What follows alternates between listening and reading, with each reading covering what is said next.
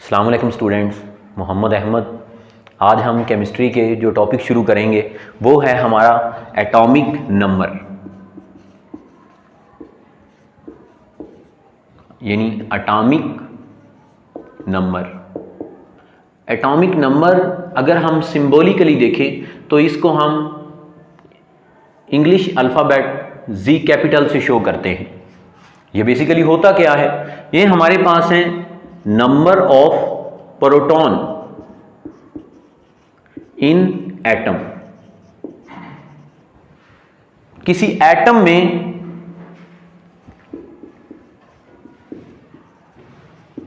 Proton की तादाद को एटॉमिक नंबर कहते हैं। अब देखें तो हमारे पास एटम में ये जो प्रोटॉन है ये होते कहां पे? तो हमने पिछले लेक्चर में डिस्कस किया था कि प्रोटॉन किसी एटम के न्यूक्लियॉन्स का हिस्सा होते हैं, किसी एटम के न्यूक्लियस में मौजूद होते हैं। जिस तरह से पीछे हमने डिस्कस किया था कि ये एटम है, दरमियान में न्यूक्लियस है, प्रोटॉन और क्या मौजूद होते हैं? न्यूट्रॉन। तो ये जो सिर्फ प्रोटॉन की तादाद है उसे हम कहते हैं एटॉमिक नंबर, और इसको हम डिनोमिनेट करते हैं Z से। अब हम कुछ एग्जांपल इसकी डिस्कस करेंगे। हाइड्रोजन के केस में देखें तो हाइड्रोजन के पास एक प्रोटॉन है, 1 प्रोटॉन है, तो इसका जो एटॉमिक नंबर आएगा वो भी 1 आएगा। कार्बन के केस में देखें तो उसके पास 6 प्रोटॉन है और उसका एटॉमिक नंबर भी कितना आएगा? 6। नाइट्रोजन के केस में देखें तो उसके पास 7 प्रोटॉन है, तो उसका एटॉमिक नंबर भी कितना आएगा? 7 आएगा। तो किसी भी एटम में प्रोटॉन की तादाद को हम कहते हैं एटॉमिक नंबर। या फिर हम इसके लिए सादा लफ्ज एक और यूज करते हैं, उसे कहते हैं electronic configuration. Electronic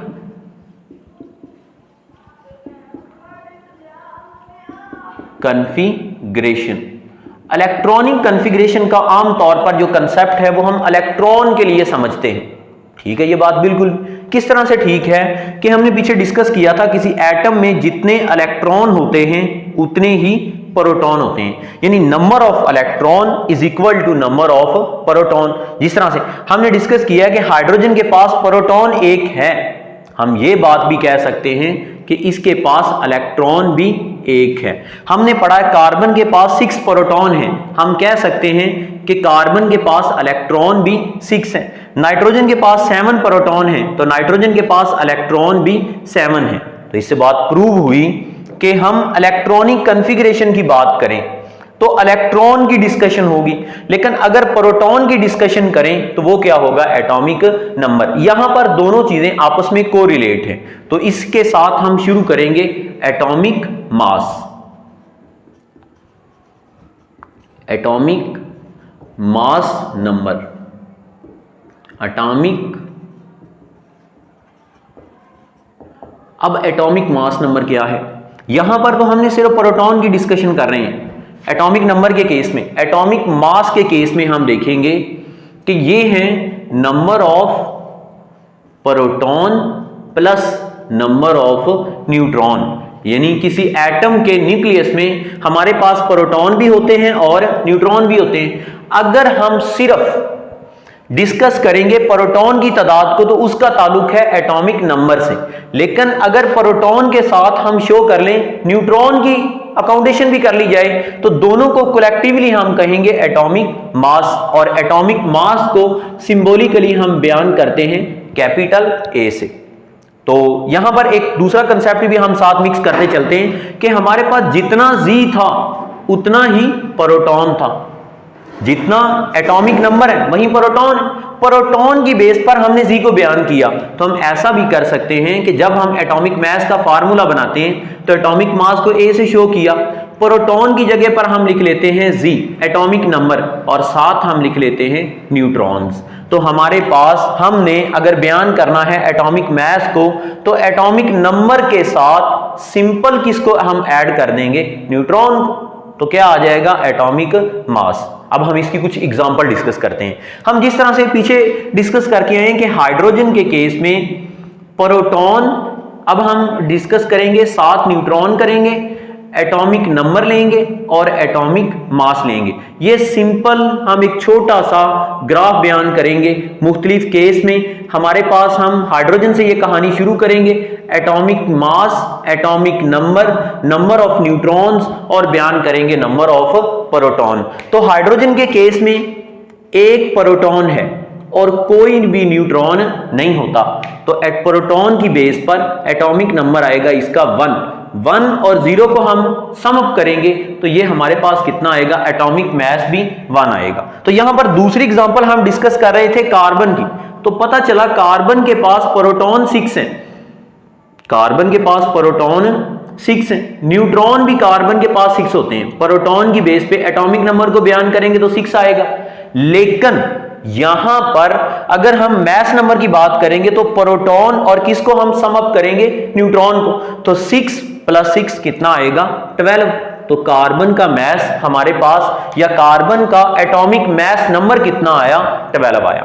third one जो एग्जांपल हम डिस्कस कर रहे हैं वो है नाइट्रोजन की। नाइट्रोजन के केस में क्या होगा, नाइट्रोजन के केस में हम देखें तो नाइट्रोजन के पास प्रोटॉन की तादाद 7 है, नंबर ऑफ प्रोटॉन 7 है। इसी तरह से इसके पास नंबर ऑफ न्यूट्रॉन 7 है। तो एटॉमिक नंबर का ताल्लुक सिर्फ नंबर ऑफ प्रोटॉन से है। तो यहां पर नाइट्रोजन का एटॉमिक नंबर कितना आया, 7, जो कि हम पीछे डिस्कस करके आए हैं अभी। लेकिन अगर एटॉमिक मास निकालना चाहते हैं तो प्रोटॉन और न्यूट्रॉन दोनों को जमा करना पड़ेगा, दोनों को सम करना पड़ेगा, सम अप करना पड़ेगा। तो हमारे पास 7 + 7 कितना आएगा, 14 आएगा। तो यहां पर नाइट्रोजन का एटॉमिक नंबर हमारे पास 7 आया on the base of proton, atomic mass आया 14 on the base of number of proton and number of neutrons. तो ये हमारे पास है। अब यहां पर हम मेन डिस्कशन जो करेंगे, पीछे हम अभी पढ़ के आए हैं कि इलेक्ट्रॉनिक कॉन्फ़िगरेशन और एटॉमिक नंबर, इलेक्ट्रॉनिक कॉन्फ़िगरेशन का ताल्लुक इलेक्ट्रॉन से हमने कंपैरेटिव किया था और एटॉमिक नंबर को हम कंपैरेटिवली लेके चले थे प्रोटॉन से, और हमने कहा था कि इलेक्ट्रॉन की तादाद प्रोटॉन की तादाद के बराबर है। क्या किसी एटम में जितने प्रोटॉन होते हैं उतने ही न्यूट्रॉन होते हैं? ऐसा नहीं है बच्चे, प्रोटॉन की तादाद से न्यूट्रॉन की तादाद ज्यादा होती है या फिर दोनों की तादाद बराबर होती है। हम डिस्कस अभी कर लेते हैं इस बात को। हम देखें हाइड्रोजन के पास, हाइड्रोजन हम 3 तरह का लेते हैं, हाइड्रोजन 1,1, हाइड्रोजन 1,2, हाइड्रोजन 1,3। ये हम 3 एग्जाम्पल यहां पर डिस्कस करने लगे हैं। अब यहां पर ये जो मैंने लोअर साइड पर लिखा है, हम इस चीज की एग्जांपल डिस्कस करके फिर इस चीज को आगे हम बढ़ाएंगे। किसी भी एलिमेंट को हम एक्स से जाहिर करते हैं, उसकी जो लेफ्ट लोअर साइड है यहां पर हम लिखते होते हैं जी, मतलब एटॉमिक नंबर लिखते हैं, और इसकी लेफ्ट टॉप साइड पर हम लिखते हैं ए, यानी एटॉमिक मास नंबर। यानी अगर हम देखें हाइड्रोजन को तो ये जो 1 लिखा हुआ है ये है एटॉमिक नंबर, और ये जो लिखा हुआ है ये है एटॉमिक मास। दूसरे हाइड्रोजन के केस में देखें तो ये एटॉमिक नंबर और ये है एटॉमिक मास। तीसरे के केस में देखें तो ये है एटॉमिक नंबर और ये है एटॉमिक मास।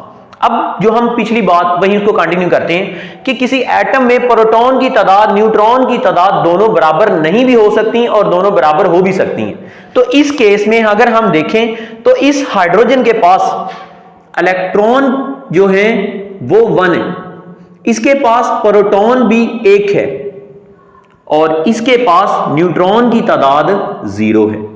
अब अगर एटॉमिक नंबर की बात करेंगे तो प्रोटॉन की बेस, एटॉमिक मास की बात करेंगे तो प्रोटॉन और न्यूट्रॉन को ऐड करना पड़ेगा, तो 1 और 0 कितना आया, इसका मास 1 आया। अब दूसरे हाइड्रोजन के केस में हम डिस्कस करते हैं। इस केस में अगर हम देखें तो इलेक्ट्रॉन इसके पास भी 1 ही है, प्रोटॉन इसके पास भी 1 ही है, लेकिन यहां पर न्यूट्रॉन 1 आ गया। अब इस वजह से हुआ क्या कि जब हमने प्रोटॉन की बेस पे एटॉमिक नंबर को बयान किया तो वो 1 ही आया, 1 ही आया, लेकिन जब हमने मास नंबर की बात की तो प्रोटॉन और न्यूट्रॉन को हमने ऐड किया तो 1 + 1 = 2। अब क्या हुआ, यहां पर न्यूट्रॉन की तादाद चेंज हो रही है। अब तीसरे केस में हम देखते हैं तो थर्ड जो हाइड्रोजन है, इलेक्ट्रॉन इसके पास भी 1 ही है, प्रोटॉन इसके पास भी 1 ही है, न्यूट्रॉन इसके पास 2 है, 2 न्यूट्रॉन आ गए। अब यहां पर हम देखें तो प्रोटॉन की बेस पे एटॉमिक नंबर कितना आया 1, लेकिन एटॉमिक मास को हम प्रोटॉन और न्यूट्रॉन को ऐड करें तो 2 + 1 = 3। तो बच्चे बात प्रूव हो गई कि प्रोटॉन की तादाद और न्यूट्रॉन की तादाद बराबर नहीं होती। अब हम डिस्कस करते हैं कि बराबर होती कैसे है। तो वो हम अभी देख के आए हैं। कार्बन के केस में जितने प्रोटॉन है उतने ही न्यूट्रॉन है, नाइट्रोजन के केस में जितने प्रोटॉन है उतने ही न्यूट्रॉन है। इनके केस में भी डिफरेंट होते हैं। कार्बन के पास 7 न्यूट्रॉन भी होते हैं, 8 न्यूट्रॉन भी होते हैं। नाइट्रोजन के पास भी न्यूट्रॉन की तादाद डिफरेंट होती है, जो हम चैप्टर नंबर 2 में बड़ी तफसील से इंशाल्लाह डिस्कस करेंगे। तो बच्चे आज इतने पर ही इक्तफा गेन करते हैं।